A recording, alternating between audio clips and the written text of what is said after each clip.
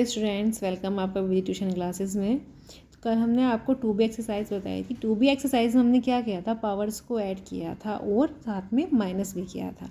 अगर आपका base same होता है और मल्टीप्लाई, ठीक है, बेस सेम में मल्टीप्लाई में है आपका, तो वहाँ पे पावर ऐड होती हैं, और अगर आपका डिवाइड में है तो वहाँ पे पावर माइनस होती है। अब देखिए, एक बात करते हैं 2C एक्सरसाइज की। इसमें आपको फर्स्ट क्वेश्चन को घात रूप में लिखना है, ठीक है। ये जो आपको मल्टीप्लाई में 12 लिखा गया है यहाँ पे, इसको आपको घात रूप में लिखना है। तो चलिए बताती हूँ कैसे लिखेंगे यहाँ पे हम। अब आप देखिए, ये 12 आपका कितनी बार लिखा है, 1 2 3 4 5 6, कितनी बार लिखा है आपका, 6 बार, ठीक है। तो आप घात रूप में कैसे लिखेंगे, 12 की पावर 6। हो गया आपका क्वेश्चन सोल्व।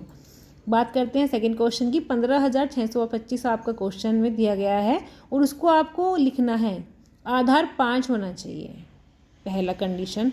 दूसरी, आधार 25 बनाना है। तीसरी में आधार 125 बनाना है और उसके बाद उसे घातीय संकेतन में लिखना है, ठीक है।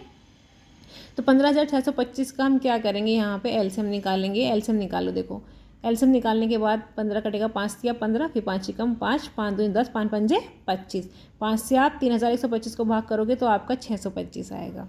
फिर ऐसे ही हम 5 से 625 को डिवाइड करेंगे, 125, फिर 5 से 125 करोगे आप 25, फिर 5 से 25 करोगे आप 5, और फिर 5 कम 5। सबसे पहली कंडीशन है कि आधार 5 होना चाहिए। तो अब देखो 5 कितनी बार आया है, 1 2 3 4 5 6, तो आप क्या लिखोगे, 5 की पावर 6।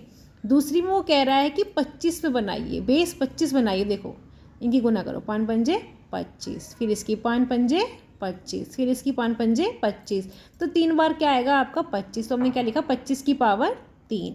फिर थर्ड जो कंडीशन है वो बोल रहा है 125 बनाइए आप बेस। तो 3 5 की गुना करो 125, 3 5 की गुना करो 125, तो कितनी बार है 125, 2 बार, ठीक है।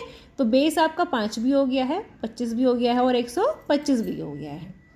बात करते हैं थर्ड क्वेश्चन की आपके।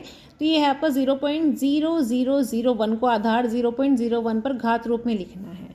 तो ये इसकी घात कितनी आएगी, 2। 0.01 का स्क्वायर ही कितना होता है, 0.0001, ठीक है।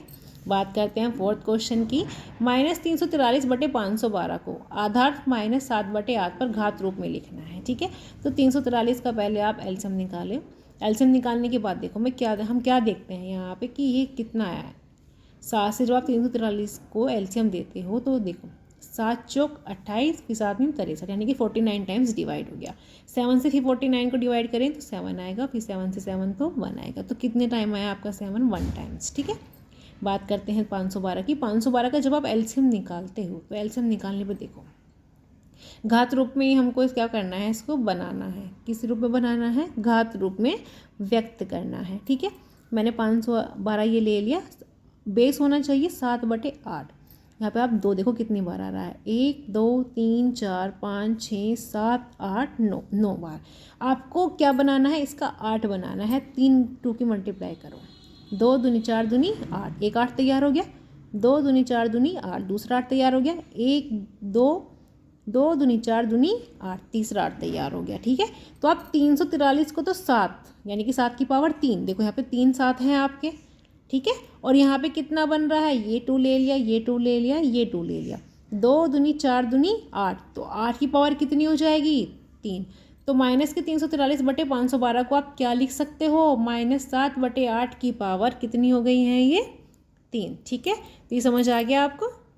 ऐसे ही आपका क्वेश्चन नंबर 5 है। तो उसमें क्या बोला है उसने कि 1000/1331 को आधार बनाना है 10/11, उसकी घात संकेतन में लिखना है। तो ऐसे ही आप 1000 का एलसीएम निकालो, फिर हम 1331 का एलसीएम निकालेंगे। जब आप 1000 का एलसीएम लेते हो, बेस क्या बनाना है, 10, क्या बनाना है, 10। देखो 1000 का जब हम एलसीएम लेंगे तो आपका क्या आएगा, यहाँ पे 3 बार 2 है और 3 ही बार 5 है, तो मैंने 1 2 के साथ एक 5 लिख लिया, 1 2 के साथ एक 5, 1 2 के साथ एक 5, सही बन गया। ये मैंने क्यों लिखा, क्योंकि मुझे बेस बनाना है 10। तो 2 पंजे 10, 2 पंजे 10, 2 पंजे 10, तो बेस क्या बन गया है आपका 10। कितनी बार आया, 10 3 बार आया। 1331 को आप एलसीएम ले गए तो हम वो 11 से डिवाइड होता है, तो कितना आएगा आपका 11, 3 बार आया यहाँ पे। 1331 को हमने क्या लिखा, 11 गुना 11 गुना 11। तो घातीय संकेतन में जब आप लिखोगे 1000/1331 को, तो क्या लिखेंगे हम, 10/11, कितनी पावर आई है, 3, क्योंकि 10 भी यहाँ पे 3 बार है और 11 भी यहाँ पर 3 बार है। बात करते हैं क्वेश्चन नंबर 6 की, तो उसमें आपको 1025 और 1089 को वर्ग रूप में लिखना है। इस बार आपको स्क्वायर रूप में लिखना है, ठीक है। तो 1024 का जब आप एलसीएम लोगे, तो आप एलसीएम लेने के बाद देखो, ये इसका एलसीएम हमने निकाला है 1024 का। देखो आप यहाँ पे देखो 2 कितनी बार आया, 1 2 3 4 5 6 7 8 9 10 बार। आपको वर्ग रूप में बनाना है, इसका मतलब मैं 2 के जोड़े बना लेती हूँ।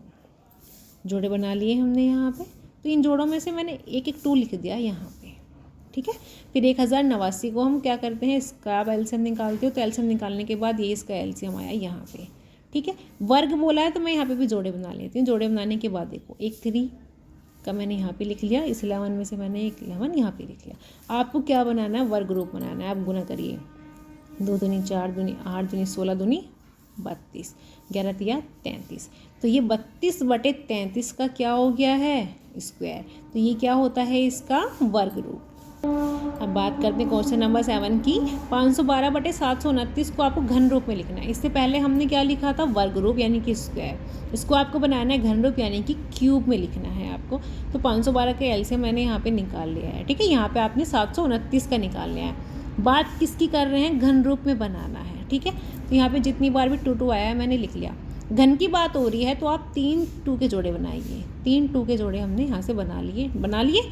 इसमें से मैंने एक 2 लिख लिया, इसमें से मैंने एक 2 लिख लिया, इसमें से मैंने एक 2 लिख लिया, और पावर कितनी आ गई है, 3। इसे आपको घन रूप में बनाना है। मल्टीप्लाई करो, 2 दूनी 4 दूनी 8, तो 8 की पावर कितनी आ गई है, 3। बात करते हैं 729 की। 729 का ये एलसीएम है। यहाँ से आप इन 3 में से एक 3 यहाँ पे लिख दिया मैंने, इन 3 में से एक 3 यहाँ पे लिख दिया, ठीक है।